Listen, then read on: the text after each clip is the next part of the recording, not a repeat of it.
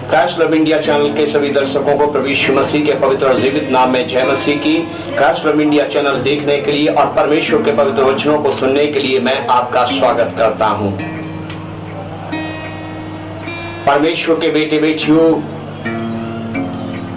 आज इफिसियों के पुस्तक 4 अध्याय की 25 आयत से 32 आयत पर आपके साथ मनन करूंगा। इस संदेश को ध्यानपूर्वक सुनिए। ये संदेश उन लोगों के लिए है जो प्रभु यीशु मसीह के अनुयायी है, जो प्रभु यीशु मसीह के फॉलोवर्स हैं, जिन्होंने अपने पापों से पश्चाताप किया, अपने पापों को माना, अपने पापों को छोड़ा, अब मसीह में जीवन बिताते हैं। उनके लिए ये संदेश है। देखिए, इस संदेश में समझाया गया है मसीही जीवन की नई चाल को कैसे चले, या मसीही जीवन को कैसे पवित्रता में जिए, मसीही जीवन को कैसे एक अच्छे तरीके से जिए। परमेश्वर के बेटे बेटियों, इफिसियों की पुस्तक 4 अध्याय की 25 आयत में लिखा है, इस कारण झूठ बोलना छोड़कर हर एक अपने पड़ोसी से सच बोले, क्योंकि हम आपस में एक दूसरे के अंग हैं। हालेलुया। जो मसीह में है उनके लिए परमेश्वर का वचन कहता है कि हर एक झूठ बोलना छोड़ दे और हर एक अपने पड़ोसी से, अपने साथी से, अपने परिवार वालों से सच ही बोले, यह समझते हुए कि हम एक दूसरे का अंग हैं, और किसी से झूठ न बोले। किसी भी बात के लिए, किसी भी फायदे के लिए झूठ न बोले। एक मसीही जीवन में सच्चाई का वास होना बहुत ही जरूरी है, बहुत ही अनिवार्य है। परमेश्वर के बेटे बेटियों, सुनिए, वचन में लिखा है, क्रोध तो करो पर पाप मत करो, सूर्य अस्त होने तक तुम्हारा क्रोध न रहे। जी हाँ, परमेश्वर का वचन कहता है कि क्रोध तो करो पर पाप मत करो। हाँ, परमेश्वर जानता है कि आप इंसान हैं, मैं इंसान हूं। इंसान को कई बातों पर क्रोध आ जाता है, झुंझलाहट आ जाती है, लेकिन परमेश्वर कहता है कि सूर्य अस्त होने से पहले पहले तुम्हारा क्रोध शांत हो जाए। जिस पर तुम क्रोधित हुए हो, जिसके साथ तुम्हारी झुंझलाहट हुई है, उससे तुम मेल मिलाप कर लो, उससे तुम सुलह कर लो। जो क्रोध सूर्य अस्त होने तक, देर तक, रात भर और अगले दिन तक बना रहता है, वो क्रोध परमेश्वर की दृष्टि में पाप है। और मसीहियों के जीवन में, परमेश्वर के अनुयायियों के जीवन में पाप नहीं होना चाहिए। किसी के विरुद्ध पाप नहीं होना चाहिए। आपके हृदय में क्रोध किसी के लिए नहीं होना चाहिए, किसी के लिए झुंझलाहट आपके हृदय में नहीं होनी चाहिए। देखिए, परमेश्वर के वचन में क्या लिखा है, शैतान को अवसर न दो, शैतान को अवसर न दो। चोरी करने वाला फिर चोरी न करे, वरन भले काम करने में अपने हाथों से परिश्रम करे, इसलिए कि जिसे प्रयोजन हो उसे देने को उसके पास कुछ हो। हालेलुया। परमेश्वर का वचन कहता है कि शैतान को अवसर ना दो। जब आप क्रोध करते हैं, जब आप झूठ बोलते हैं, जब आप चोरी करते हैं, तो आप अपने जीवन में शैतान को कार्य करने का अवसर देते हैं। आप अपने जीवन में शैतान को हमला करने का अवसर देते हैं। आप अपने परिवार में शैतान को हमला करने का अवसर देते हैं। इसलिए अपने जीवन में, आप अपने परिवार में शैतान को हमला करने का और आप पर कब्जा करने का कभी अवसर ना दें। हालेलुया। अपने आप को झूठ से बचाएं, अपने आप को क्रोध से बचाएं, अपने आप को चोरी से बचाएं। पत्नी अपने पति की जेब से, अपने पति के रखे हुए धन से चोरी ना करें। बच्चे अपने माता पिता के रखे हुए धन में से चोरी ना करें।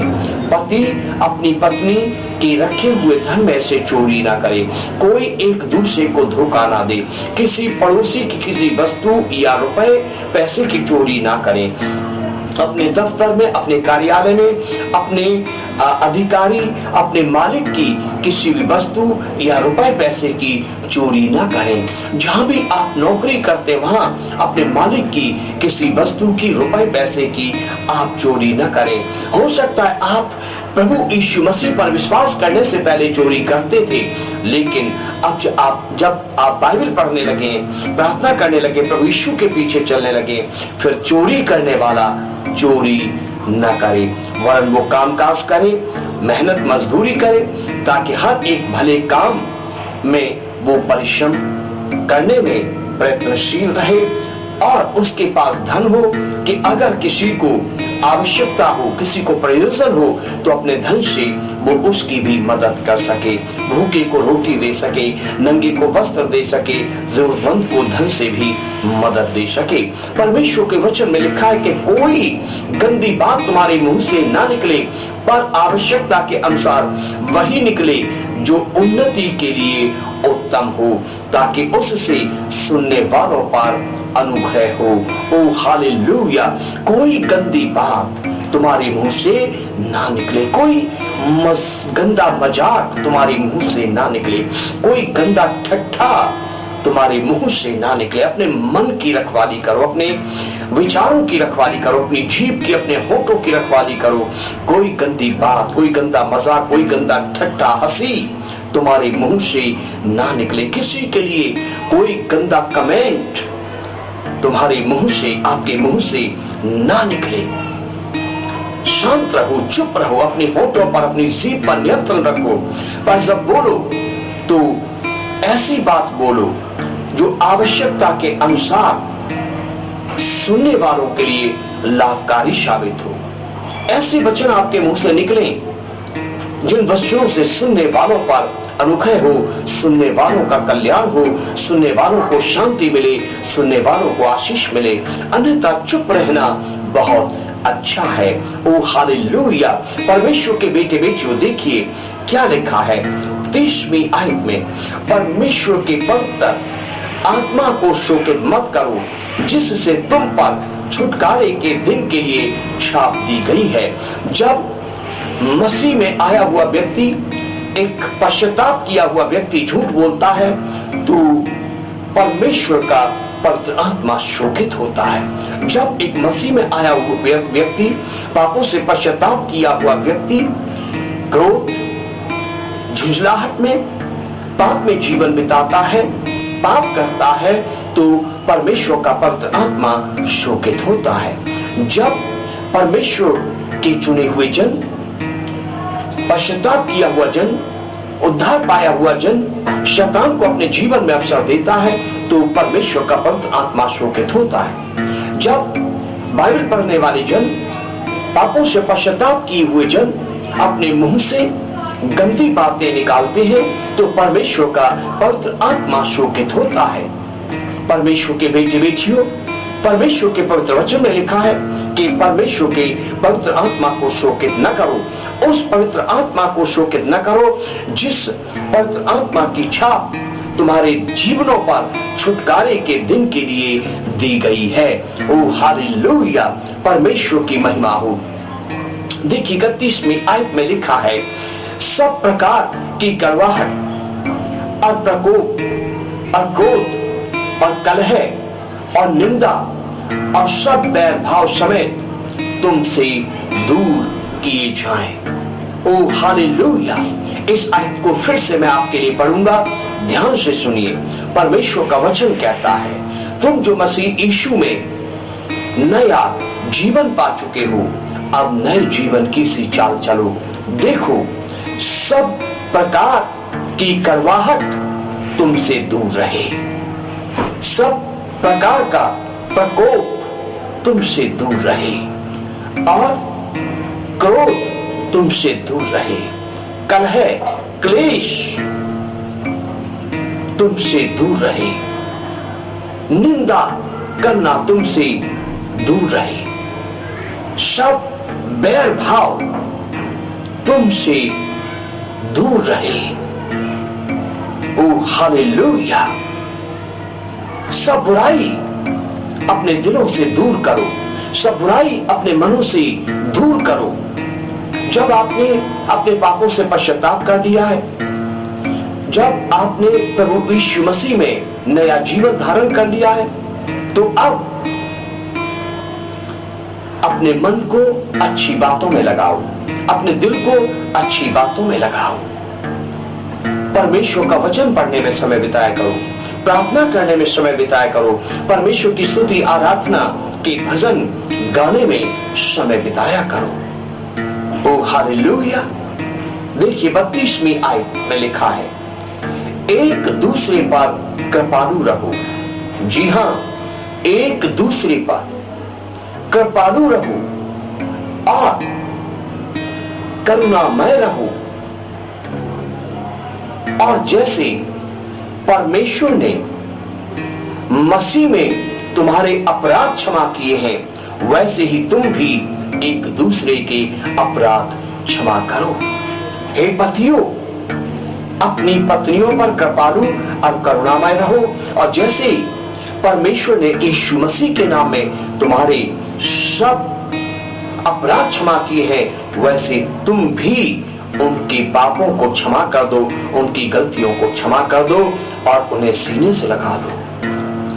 हे पत्नियों, तुम भी अपने पतियों पर कृपालु और करुणामय रहो, और जैसे परमेश्वर ने मसीह यीशु में तुम्हारे सब अपराध क्षमा कर दिए हैं, वैसे तुम भी अपने पतियों के हर पाप को क्षमा कर दो, उसे अपने सीने से लगा लो और उसे अपने साथ रखो, उसके साथ रहो।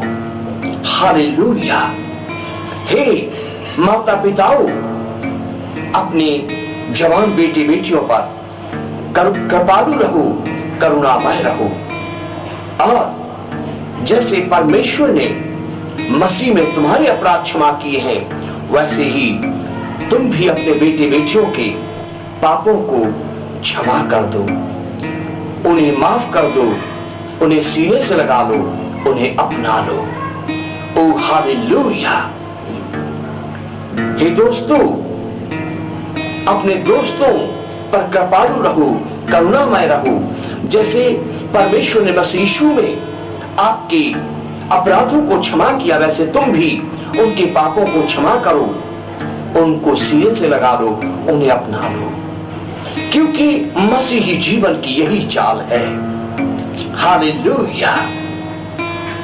यदि तुम एक दूसरे पर कृपालु और करुणामय न रहोगे, यदि तुम एक दूसरे के पापों को क्षमा न करोगे, तो तुम परमेश्वर के पवित्र आत्मा को शोकित करोगे, और परमेश्वर के पवित्र आत्मा को शोकित करना तुम्हारे लिए न्याय के दिन अच्छा साबित न होगा। यदि तुम एक दूसरे पर कृपालु और करुणामय रहोगे और एक दूसरे के अपराध क्षमा करोगे और एक भला जीवन जियोगे, तो परमेश्वर का पवित्र आत्मा जिससे छुटकारे के दिन के लिए तुम पर छाप लगी है, वो प्रसन्न रहेगा, और वो प्रसन्न रहेगा तो निश्चय जानो कि न्याय के दिन तुम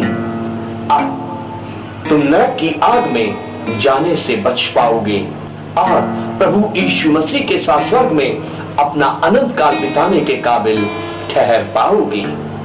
परमेश्वर इन वचनों से आपको आशीष दे। जरा सा ठहरिएगा,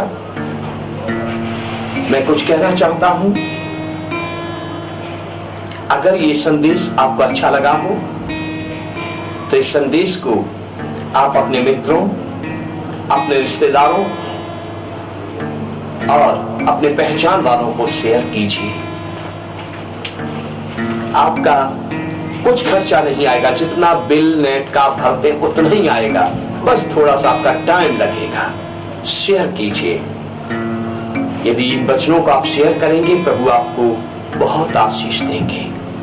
और अगर आपने हमारा चैनल सब्सक्राइब नहीं किया अब तक, तो आज आप इसे सब्सक्राइब कीजिए बंद करने से पहले, और एक घंटी का निशान बेल आइकन उभरता है, उसे भी आप जरूर दबाइए, ताकि जब जब हम नया संदेश चैनल पर अपलोड करें, उसकी नोटिफिकेशन आपको मिले, आप संदेश सुने, आप आशीष पाएं।